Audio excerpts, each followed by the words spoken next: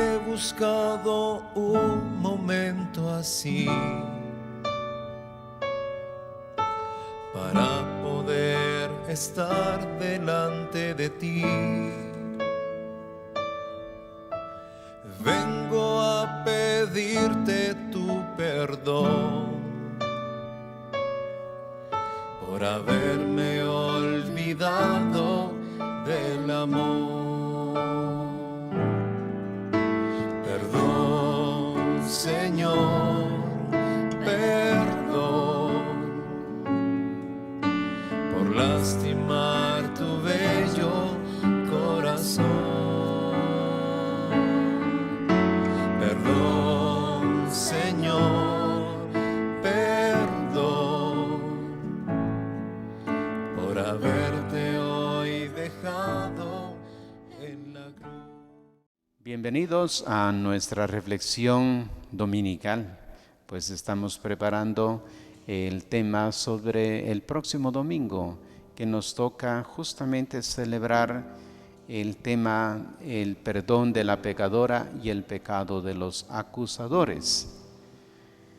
Recogiendo una oración de Sor Faustina Kowalska, decimos: aquel de vosotros que esté sin pecado, que le arroje la primera piedra. Es el texto príncipe de este domingo.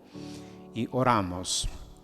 Ayúdame, Señor, a que mis ojos sean misericordiosos, para que yo jamás sospeche o juzgue según las apariencias, sino que busque lo bello en el alma de mi prójimo y acuda a ayudarle. Ayúdame, Señor, a que mis oídos sean misericordiosos, para que tome en cuenta las necesidades de mi prójimo y no sea indiferente a sus penas y gemidos. Ayúdame, Señor, a que mi lengua sea misericordiosa, para que jamás critique a mi prójimo, sino que tenga una palabra de consuelo y de perdón para todos. Como hemos ya anunciado, el texto ha de ser el próximo domingo, el Evangelio según San Juan. Voy a dar lectura a este texto porque de él estaremos comentando. Es el Evangelio según San Juan, capítulo 8, versículos del 1 al 11. En aquel tiempo Jesús se retiró al monte de los olivos. Al amanecer se presentó de nuevo en el templo y todo el pueblo acudía a él y sentándose les enseñaba. Los escribas y los fariseos le traen una mujer sorprendida en adulterio y colocándola en medio le dijeron: Maestro, esta mujer ha sido sorprendida en flagrante adulterio. La ley de Moisés nos manda apedrear a las adúlteras. ¿Tú qué dices? Le preguntaban esto para comprometerlo y poder acusarlo. Pero Jesús, inclinándose, escribía con el dedo en el suelo. Como insistían en preguntarle, se incorporó y les dijo: el que esté sin pecado, que le tire la primera piedra. E inclinándose otra vez, siguió escribiendo. Ellos al oírlo se fueron escabullendo uno a uno, empezando por los más viejos, y quedó solo Jesús con la mujer en medio, que seguía ahí delante. Jesús se incorporó y le preguntó: Mujer, ¿dónde están tus acusadores? ¿Ninguno te ha condenado? Ella contestó: Ninguno, Señor. Jesús le dijo: Tampoco yo te condeno.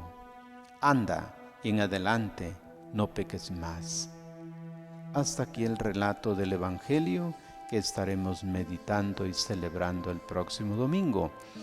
Así que el próximo domingo pues nos apartamos del Evangelio según San Lucas para entrar dentro del Evangelio de San Juan, en un bellísimo pasaje que de todas formas tiene sabor lucano y no pierde de vista la experiencia de la misericordia. Se trata del episodio de la mujer sorprendida en adulterio. Frente a ella y también frente a sus acusadores, hoy vemos a Jesús como Señor de la misericordia y del perdón que penetra en lo más íntimo del corazón del hombre. El contexto del pasaje es el conflicto. Como vimos el domingo pasado, la misericordia de Jesús escandalizó a los fariseos y escribas de su tiempo. Por eso desaprobaron la praxis de Jesús y buscaron la manera de demostrarle que solamente su comportamiento era el que correspondía a la voluntad de Dios. Para ellos el punto de referencia era estrictamente la ley. Precisamente en este punto es que ahora ponen a prueba a Jesús y esta será la ocasión para una magnífica enseñanza sobre el dinamismo del perdón. Reconocer el pecado, ser perdonado y perdonar a los demás. Y viceversa, así como no está autorizado para juzgar quien tiene motivos para ser juzgado, igualmente solo quien perdona puede ser perdonado por Dios. Jesús lo encontramos como maestro en el templo. Después de pasar la noche en el monte de los olivos, Jesús madruga para ir al templo y ahí lo rodea una gran multitud de gente que buscaba su enseñanza. El texto dice que el auditorio estaba compuesto por todo el pueblo. Pareciera exagerado, pero es la manera de ambientar la escena y preparar lo que viene. Jesús está ante la ciudad santa en calidad de maestro. Por eso dice, se sentó y se puso a enseñarles. El reconocimiento de la autoridad de Jesús llega al máximo entre la gente, puesto que todo el pueblo está allí. Un fracaso ante los otros maestros podría desautorizarlo definitivamente. La situación pues es peligrosa. La situación será aprovechada por los enemigos de Jesús para emboscarlo con una trampa jurídica, desacreditarlo y llevarlo al patíbulo. Ahora acerquémonos pues al juicio público de la adúltera. En esta circunstancia, dice el texto sagrado, los escribas y fariseos le llevan una mujer sorprendida en adulterio. Parece ser que el hecho es indudable. Al respecto, la ley es muy clara. Si un hombre comete adulterio con la mujer de su prójimo, será muerto tanto el adúltero como la adúltera. Usted lo ve en Levítico 20:10. Veamos el planteamiento. Jesús es abordado como maestro que debe dar el veredicto. Los acusadores le presentan a Jesús el hecho. Le recuerdan la norma de la ley. Moisés nos mandó en la ley apedrear a estas mujeres. Note que se omite la referencia al varón, porque el texto dice que tanto el hombre como la mujer deben ser juzgados y apedreados. Pero aquí, quienes acusan a la mujer solo hacen referencia a la mujer. Le piden el veredicto. ¿Tú qué dices? Jesús es colocado entre la espada y la pared. En principio no le queda más alternativa que asociarse a la praxis de sus adversarios y responder pidiendo la pena de muerte de la mujer. De no hacerlo, daría suficientes motivos para ser señalado de actuar contra la ley de Dios. Pero ¿cuál es el problema de fondo? El evangelista no nos dice que esto lo decían para tentarle, para tener de qué acusarle. Esto es lo que nos dice el evangelista. Oportuna precisión que saca a la luz la cuestión de fondo. Si Jesús aprueba el comportamiento de sus enemigos, también acepta su posición contra los pecadores. En consecuencia, tendría que ponerle a fin a su praxis de misericordia y aparecer ante el pueblo como un falso maestro. Pero si Jesús no lo hace, resulta que termina desaprobando una ley inequívoca ante un hecho inequívoco, e igualmente daría motivos para ser acusado de falso maestro que aparta a la gente de la ley de Dios y en consecuencia debería ser quitado de en medio del pueblo. Ahora veamos la respuesta de Jesús. Jesús responde con un gesto y con una frase. Bastará un gesto y una frase. El gesto es silencioso. ¿Qué es lo que hace Jesús? Se inclina y se pone a escribir con el dedo en la tierra. Jesús no se precipita para dar el veredicto, se toma su tiempo. Quizás esto sea lo más importante, puesto que lo hace 2 veces, enmarcando la única frase que pronuncia. Su primera respuesta es el silencio, un silencio que invita a todos a la reflexión. Jesús se comporta como si estuviera completamente solo, concentrado en su juego de hacer garabatos en la tierra. Este gesto podría ser interpretado como una indicación de la calma y la seguridad que Jesús tiene, como una manera de cansar e irritar a sus enemigos, como un gesto simbólico. Muchos han explorado la tercera posibilidad. Una de las más interesantes es la que ve allí la referencia de Jeremías. El profeta escribió en el capítulo 17, 13 de su libro, diciendo esto: los que se apartan de ti en la tierra serán escritos por haber abandonado el manantial de aguas vivas de Yahvé. De ser así, Jesús le estaría recordando a sus adversarios que son infieles a Dios y merecen ser escritos en el polvo y extinguidos.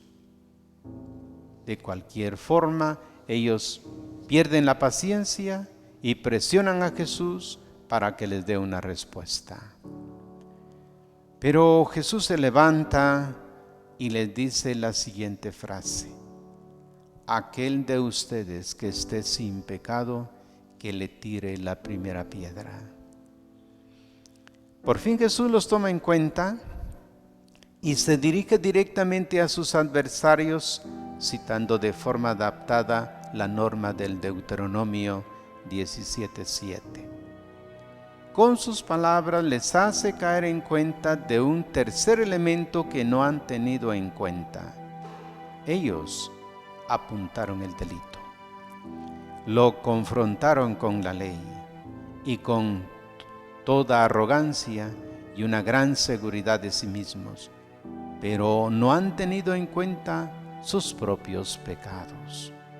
Ellos no pueden presentarse como si no tuvieran ninguna falta, y por eso también necesitan de la paciencia, de la misericordia y del perdón de Dios. ¿Por qué tienen tanto afán?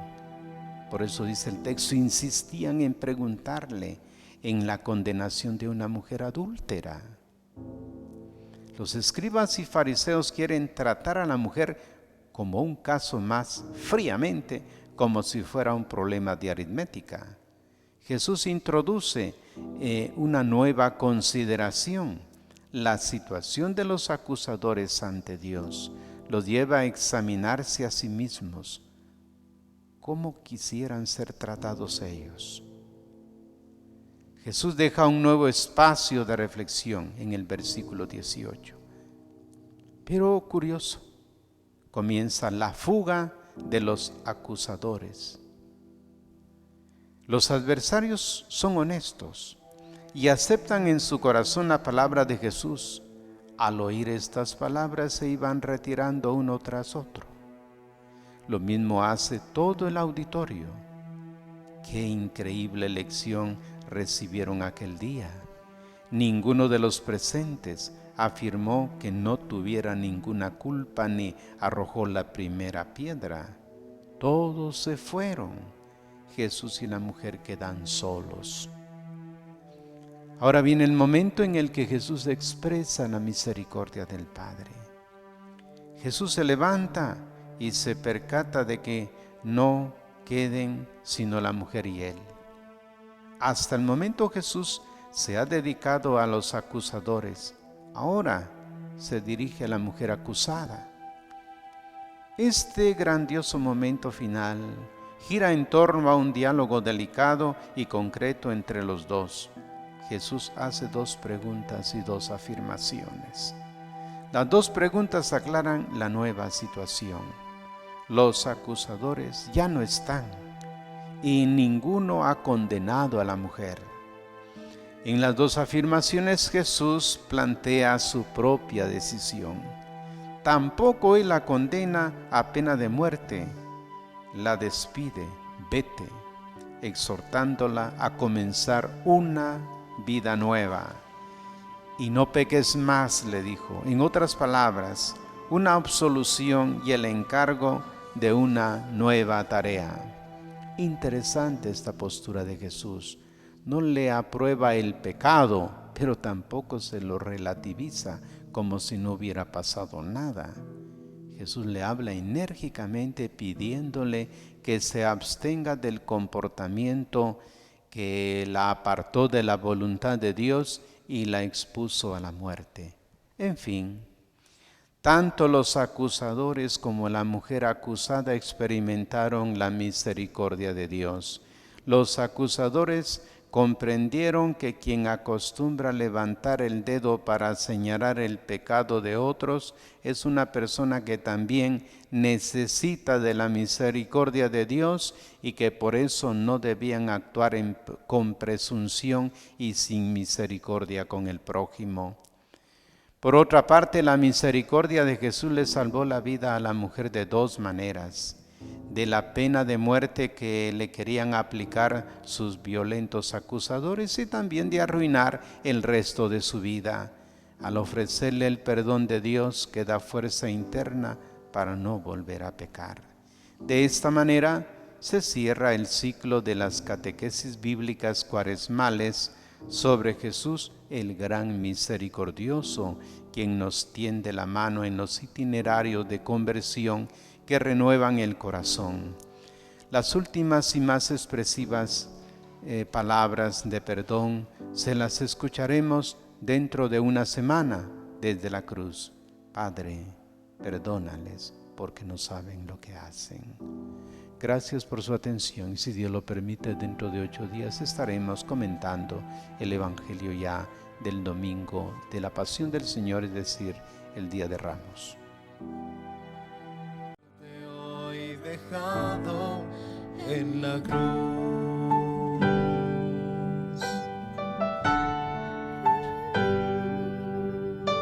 Sé que de 1000 formas te ofendí,